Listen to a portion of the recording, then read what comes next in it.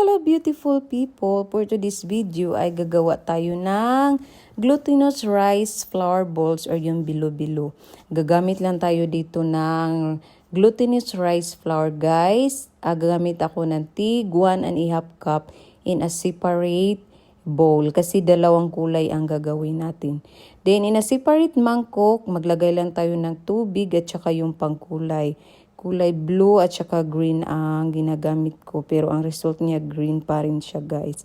Haluin lang siya natin. Then i-mix natin siya doon sa ating first mixture na isang bowl.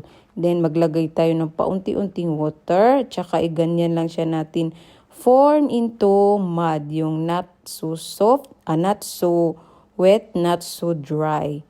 Then sa kabila din, ganun din.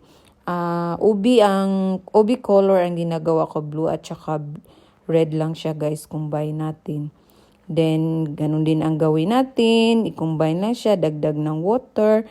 Then saka natin siya dagdagan ng paunti-unting tubig. Tsaka pag ganyan na yan, okay na. Then i-form lang natin siya ng circle guys, yung parang nagawa tayo ng yema. Ganyan lang siya guys. O tapos yan yung nagawa ko sa green.